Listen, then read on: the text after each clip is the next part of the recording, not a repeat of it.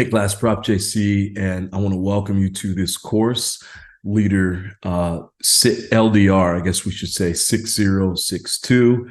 Very excited about this course. I had the privilege to build this course, and so this is going to be our first 8 weeks teaching this course. I'm teaching it as a semester as well, but this is going to be good. So your feedback is going to be important as we go through. To see if there are things that we can do better, things that we're missing, things that we should add going forward. And so I'm looking forward to walking through the next several weeks with you, but I'm also looking forward as we get to the end to hearing your feedback as well about the course.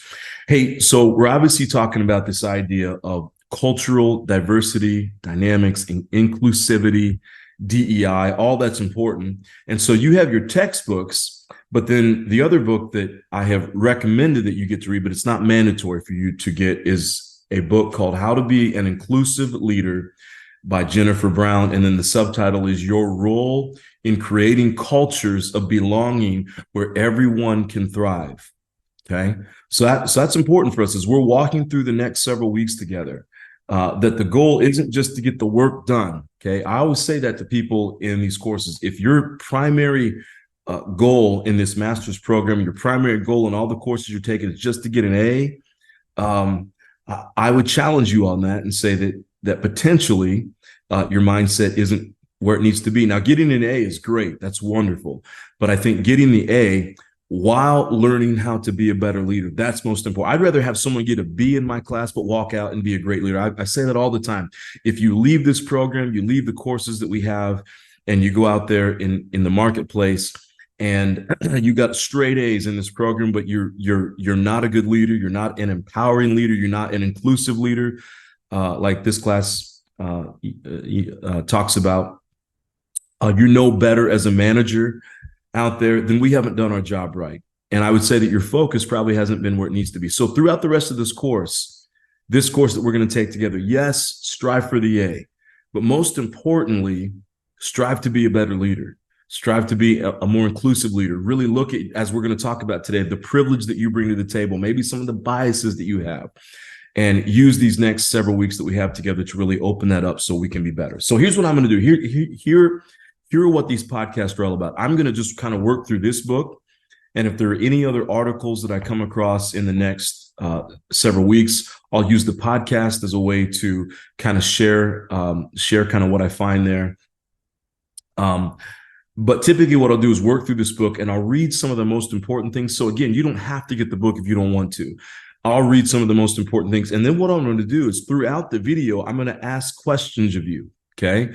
Or at the end, I'll put all the questions, but sometimes I might put the questions in, right? So I will know if you're not watching the video. It's really important that you watch these videos. It's just a way that we can connect. It's the second best thing to being in a classroom, okay? But it's really important. There have been a couple times people try to take the video, they go to the end of the video and they listen to the questions and they try to write the questions based on whatever it is that they're thinking. And I know that they haven't watched the video. They're just writing random answers down. I'll know if you watch. Okay. So the videos, the answers to the questions need to be based on the video, right? Unless I say, hey, go watch X video or go read this or whatever.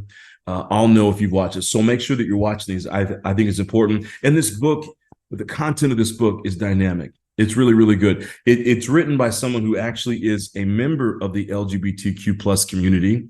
She's not trying to push her view on anybody, okay? And that's not the goal of any of this. But she has witnessed from her own life, and what you see in the first chapter here, first couple of chapters here, she's witnessed from her own life, obviously, certain parts of discrimination. But she even talks about here that because of her story, she also has a certain amount of privilege in her life. And so to hear her walk through what we're going to walk through the next several weeks together and have her talk about this idea of being an inclusive leader, I think there's probably no one better for us to listen to than Jennifer Brown from this book. So let's just dive in together. By the way, I just want to apologize for my dress here today.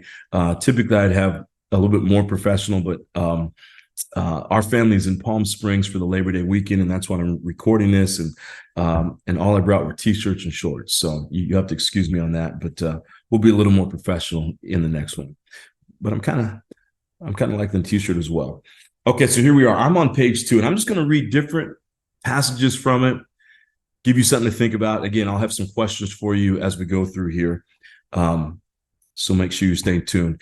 Jennifer says this. She says, we're at a point in history in which people are finding their voices and using them to apply pressure on those organizations and leaders who are lagging behind social and demographic changes. You've probably seen this in the marketplace.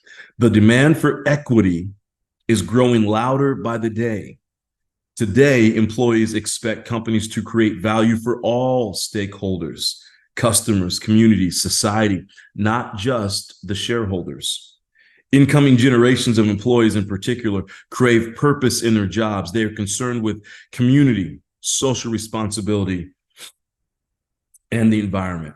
And then she goes on to say this down here. She says, in this fast-changing world and marketplace, there really is no room for complacency. Now, here's the deal, okay? We live in a capitalist country. And one of the things that we're going to talk about in the next few weeks is how do we mix this idea of capitalism, which obviously places the shareholder at the top, making money at the top, profit driven at the top. And you're not talking to an anti-capitalist here, okay? I'm not going to ever come from that perspective. I love our country.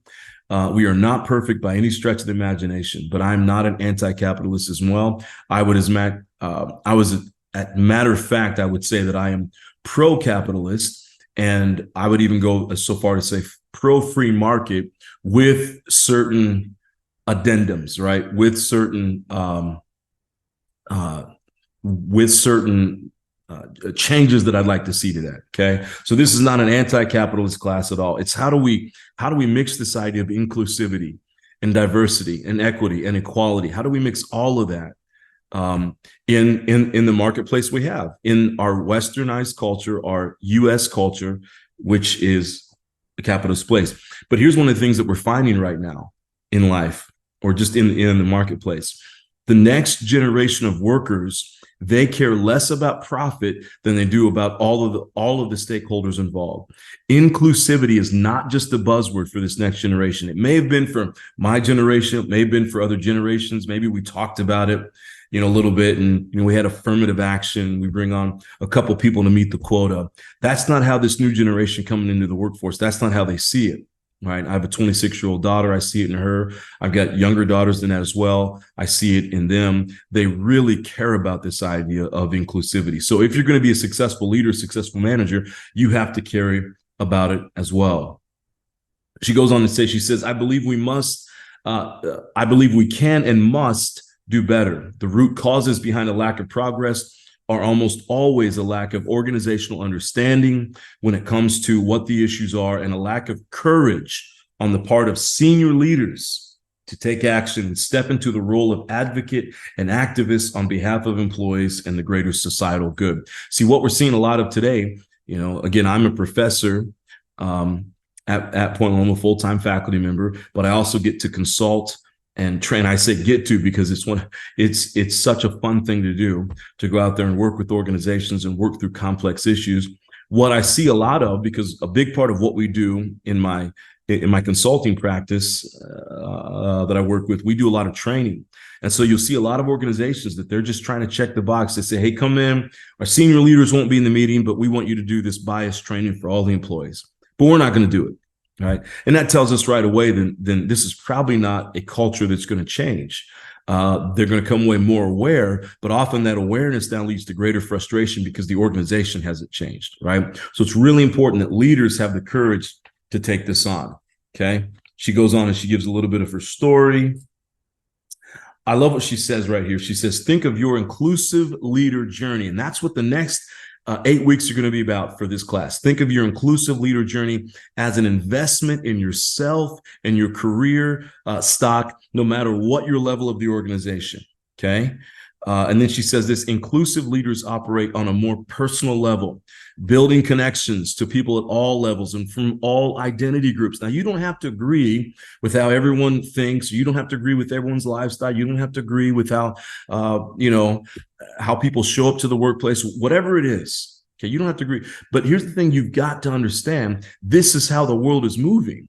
Okay, so if there's anybody watching this who's saying, man, I really wrestle with this idea of DEI, I wrestle with this idea of inclusivity, I wrestle with this idea of really being inclusive of all people and bringing other people in who have a different belief system or different values than I do. Well, okay, I understand that. I get that. Okay. And that's a whole nother conversation that we could have. But here's what you're not going to be able to do in today's society, especially for those of you who live here in Southern California. You can't just walk away from those people who you disagree with. It's just not going to happen. Okay.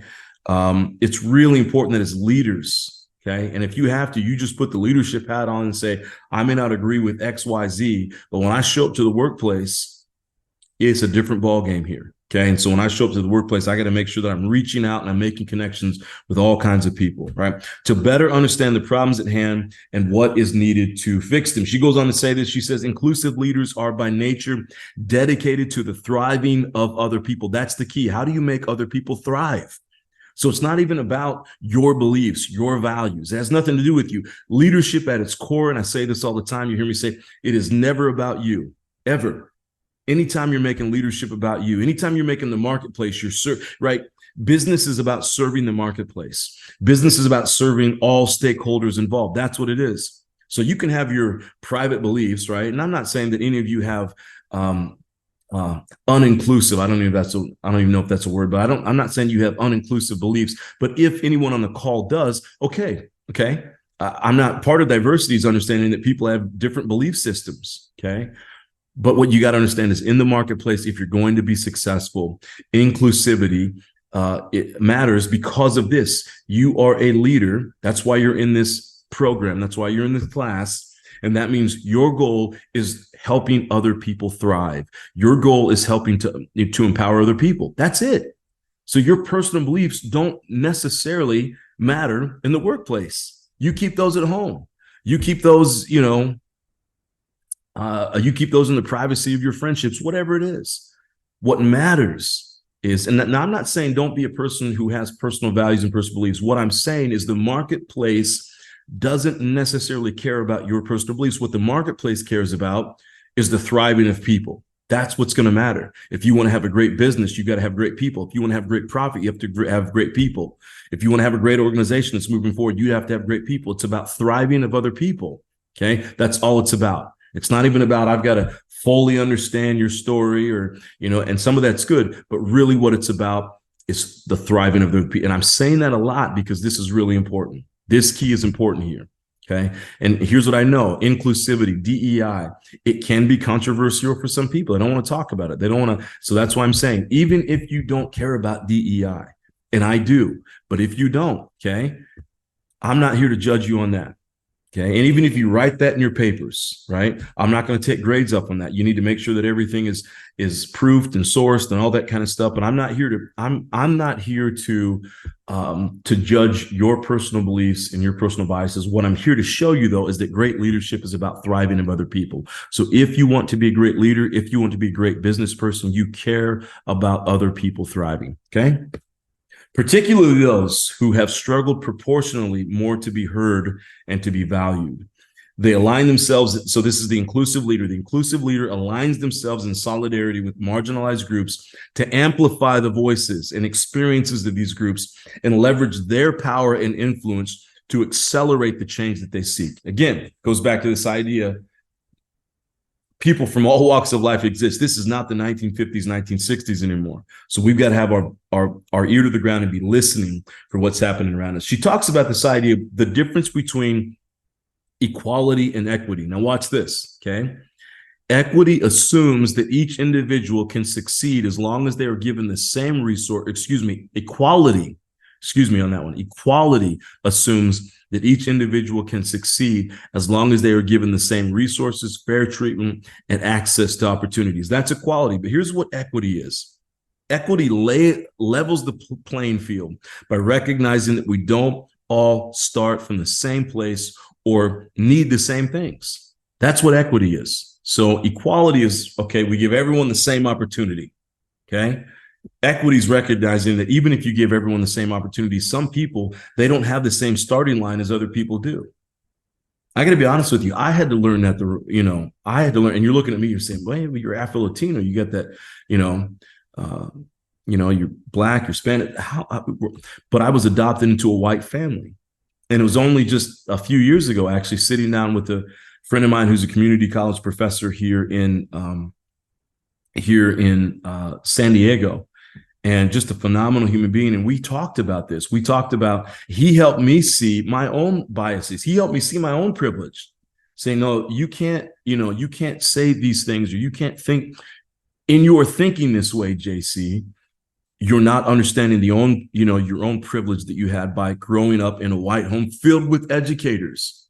So from day one, right, even though I'm Afro-Latino, even though I stuttered as a kid, still stutter a little bit today, even though I wrestled with ADHD and all these other things, and I've had to, in some ways, pull myself up by the bootstraps. I didn't have a family that gave me a lot of stuff. I get that. But just by being adopted into a family filled with educators, okay, that gave me a set of privilege.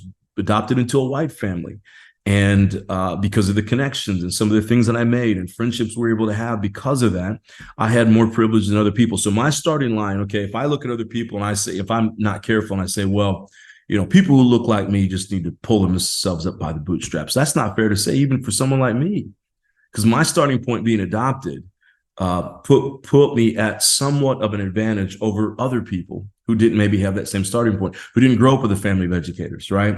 So this is what I'm saying, is that we've got to understand that equality is trying to bring everyone the same opportunity. Equity is recognizing not everybody has the same starting point, okay? She also says here about that many of us were taught not to see or remark on differences. And I think that's key, is we were taught, well, don't talk about the differences. I've had people say to me, and it says right here, it says the statement, "I don't see color," is an example of this. And I've had people say this to me, okay? Well-meaning people will look at me and say, you know what? I'm not racist at all. I don't even see color. And I've had to share in recent years, I've had to tell people, well, no, that's not the key. I want you to see my color. I want you to see me. I want you to see everyone else's color. I want all of us to see everyone's color, because that's where we come to understand the diversity that's represented in this world, okay? And so these are all kinds of things we have to understand, that part of this class and what we're doing is leaning into the diversity, not walking away from it and saying, well, I don't see it and I don't see it. No. You have to see it. I want you to see it. I like this color of skin. I'm sure your color of skin as well. It's great. So I want to see it. I want you to see mine as well.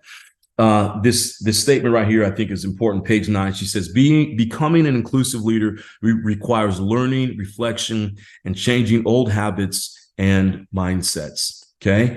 So part of what we're going to be doing over the next few weeks in some of this is I'll ask reflective questions of you, and I will want you to answer these reflective questions, because that's important for you to kind of flesh this out. If I'm wrestling with my own biases, I need to understand this. She then talks about the 4 stages of the inclusive leader continuum. That's what she calls it. So typically when people come all the way, the final stage is becoming an advocate for DEI. It usually starts all the way back. And so here's what she says the 4 stages are. I'm not going to speak a lot about this, but it's important for you to understand what these stages are. Number 1, most people come to the table and they're unaware, okay? They're just unaware about the other people. And so in this stage, you learn more about the experiences and challenges that people with other identities face. And that's really important, right? We don't always think about, so I was doing a training last week at the CDC in Atlanta, Georgia. And part of that training, it was a conflict training. It was for a bunch of young people. There's like 26 was probably about the median. It wasn't even the median age. 26 was the primary age, about 26 years old and younger. And so I go about this training, and there's a part of the training where we ask for the people in the training to think deeply about their first issue of conflict. And the point of it is to see how we understand conflict today usually goes all the way back to how we understood conflict as a child. Now, and I did this, and typically we do these, trainings with more adult, right? 30s, 40s, 50s, they're a little bit more mature. They've had life. They've maybe gotten therapy, gotten counseling, coaching, whatever it may be. So I do this for this group of 26 years, and they're brilliant, they're smart, they're feisty, they're strong, they're ambitious, they're bold. And I do this, and then I go through that stage, and it turned out to be it was a good exercise for them to go through, and they got the point. During break, one of the young ladies came up to me and she said, "Hey, JC, something you might want to think about is that when you're doing this training, there's a whole there's all this literature out there about trauma-based training, right? And that when you're going to do training, when you're going to provide education, you've got to come in with a sensitivity to the traumas that people have. So just asking, put it in out there in the room and saying, hey, talk about your early childhood, issues with conflict. She tells me my partner in this was almost in tears trying to talk about this. I didn't know any of this. Okay, I'm 44. Again, we talk about therapy. I've had therapy. I've done that. I didn't recognize I'm coming into this with my own biases. And so I had to listen to this young lady who's probably 24, 25, old enough to be my daughter. And I had to listen to her. And hopefully with humility, I was able to do that. Gave her my card, said, please email me. And she did, sent me a whole bunch of stuff that we're going to look at with our consulting. How do we do this better, right? But that's that unaware phase, okay? That I don't know what I don't know. And so we got to understand that. Now we move to the aware phase. The aware stage, you learn more about the concept of privilege and understand better that the playing field is not level for everyone. Okay, that's key. Then you move into the active stage. You put your learning into action. Okay, so you take the learning and then you start moving forward with it in the workplace, in your personal life. And then you move to number 4, she would say, to the advocate stage. In the advocate stage, you leverage your power and influence to propel change. So that means that you're in an organization, you're not afraid to talk about DEI. You're not afraid to talk about the subject. You encourage that kind of conversation going forward. Now, then when we get to chapter 1, so that was just the introduction. She talks about 3 different kinds of leaders. So she does a lot of work in the marketplace, in field. She does a lot of work around this idea of DEI. And here's what she says. She says this: in my 20 years of DEI work, I often encounter 3 types of leaders. I've worked with some leaders who really get it, who grasp the extent to which the playing field is not equal, and who understand that they have a role in fixing that, okay? They lead with purpose and are on the front lines of challenging inequities and changing system. That's the first type of leaders that she sees. That's the advocate, okay? That's where I'm hoping that most of us in the class will get to. And I'm not saying you go into a job and day one you start picking up the you start picking up the issue of DEI and bias and inclusivity, and no, you got to earn trust, right? You don't just go in and start guns blazing. I'm going to make this a more inclusive workplace.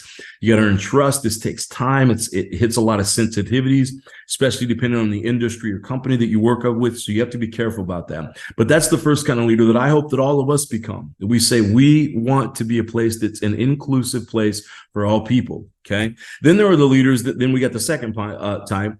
Who have awakened to the realities of the world around them, but they are reluctant to get involved. This is where I think most people reside. There's about 20% who are kind of there, the advocates. Then you've got the 80% are right there, okay? They're awakened to the realities. They understand it. They get it. They even at home when they're watching TV, they're like, yes, yes, yes. They might even go to a march. But when they get into the workplace, they're not quite sure about bringing it in. Again, we live in a capitalist society, so profit is king. That's just the way it is. So people are reluctant to get involved. So many don't do anything because they're afraid of making a mistake or getting it wrong, right? It's new territory for them. They stay on the sidelines. They lack the action that maintains, their lack of action, right, maintains and protects the status quo.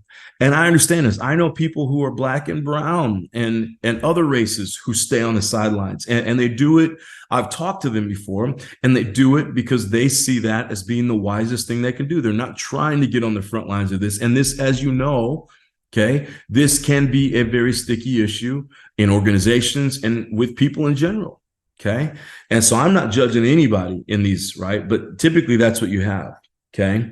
And then what she says is, and there are still too many leaders who just don't understand the depth and impact of the inequities around them. So they just don't know. Okay. And here's what you might hear this kind of leader say. So this is the third kind of leader. They'll say things like, people need to stop being so sensitive. They'll say, I'm buried. I don't have time to work on this right now. I got too many emails. I got too many things in the organization. They'll say, I prefer to see past race and gender. We're all people. That's the person who says, I don't see race. I don't see color, right? It's the person who says, well, we did unconscious bias training, so I don't think we have any major issues here. Once a year, we pay the money. We bring a trainer to come in. They train the workplace. We are an inclusive culture, okay? And then you might hear somebody ask the question, are you suggesting that we should have quotas, right? And they might have questions around that. Now, here's what Jennifer Brown says that I think is really important for us. And I appreciate that she says it. She says, don't get me wrong. I don't think of these types of leaders as bad people. She's talking about that third group we just talked about. But I do think many people who are in leadership roles probably have no idea what many of their colleagues are going through at work, since the experience is likely vastly different from their own reality. And because they don't understand the problems people with other identities experience, they aren't able to take the brave and necessary leadership action. So she's not judging them. She's not saying, well, you're a horrible person. She's just saying you're unaware. And because you're unaware and refuse to listen, there are a lot of things that are happening in the organization, a lot of inequities, a lot of lack of empowerment, lack of thriving happening within the organization because you are unaware of the things that you don't know. Okay. She goes on and she talks about this idea of privilege. Okay. She talks a little bit about DEI programs and why some of them don't work in the organization. And pretty much the reason why, and I've seen this my own self, the reason why any program, any shift in culture won't happen is because the leadership, the top leaders, refuse to get involved. And anytime the top leaders, they say, well, we're hiring you to do that. We bring you in, but we're not going to come to the trainings. Anytime that happens, you're going to struggle to see some kind of a culture shift. She talks about, and this is where we're going to end up today, she talks about this idea of privilege, okay? And I love what she says here on page 20. She says, the greatest opportunity of inclusive leadership is being able to, watch this, interrogate ourselves about the role we play in the systems around us and how we can affect positive change in those systems, okay? And then what she says here in this next paragraph, on the way to get started, or one way to get started, is to do your homework and learn more about the privilege you hold, and to understand better how your privileges may contribute even unintentionally to discrimination, inequity, and exclusion. And as you learn more about your privileges, you will come to recognize what parts of your world, your workplaces, and your communities work for you and are indeed optimized for you. You develop awareness that the same system can be experienced completely different by different people. The fundamental question about privilege is this: how much of my world was built with me in mind? That's key, right? So you walk into a room and you know, again, you might feel comfortable there. You might answer that question and say, how much of this world that I'm in right now, this context was built for me? And you might say all of it. But the person next to you may have a much different feeling or a much different way of thinking about that. And so that's all that we're saying here. Being an inclusive leader is just thinking compassionately, thinking empathetically about what other people are going through. So that's what I have for you today. Now, here's what I want you to do, okay? So here are the questions that I want you to answer now. And again, you've got to answer these based on what we just read. Don't just get in here and start giving your own definitions. I will know it, and you're not going to get the points that you need for this assignment, okay? So here's what we're looking at: the difference between equality and equity, okay? That's one. So based on what we just said, based on the reading, okay, tell me what the difference between equality and equity is. Second, just list, okay, you don't have to go into detail, but list the 4 stages of the inclusive leader continuum, okay? The third one, I want you to list the 3 types of leaders that she talked about. I just went through them. She says there are 3 types of leaders I run into. We talked about it. Go back and talk about those 3 leaders. Just list them out. Again, this is just one or 2 sentences. You don't have to write a whole paragraph on this one. Now I want you to define, based on what we just talked about, define what privilege is, okay? Privilege. What is it? I want you to define it. And then here's what I want you to do. I want you to be brave on this one. And I want you, to the extent that you feel comfortable, and I want you to know that this is a safe place. This is a safe class. I'm a safe person. Your grades, and you might be looking, man, you're Afro-Latino. There's no way I'm giving my, true opinion on this, whatever it may be. You can stop that right now. Again, I'm Afro-Latino, raised in a white family. I feel blessed with the perspectives I bring to the table and the understanding I have for different groups of people. Okay, even around an issue like this that can be controversial, I have deep understandings because I've had talks with different people about this. Okay, so this is a safe place. Your views are not going to impact your grade. The only thing that impacts your grade in this class is if you don't do the work, right? Reflection is all about you. It's your journey. It has nothing to do with me. It has nothing to do with me trying to force anything on you. Okay, so then I want you to name 2 to 3 privileges that you have that you may hold. That you have that may hold back you from being an inclusive leader. So I want you to think deeply on that. What are two to three privileges that you have? Now, this requires you to think about, what are the things I'm not thinking about? What is it? What don't I know? Right? What is it in there that I'm not even sure about my own self? So I want you to think about that and then name 2 to 3 privileges that you have that may hold you back from being an inclusive leader. Very excited for this course with you. I'm looking forward to reading your answers. Thanks so much for listening today. And I'll see you next week for our next episode as we are on this continuous journey to become inclusive leaders. I'll see you soon.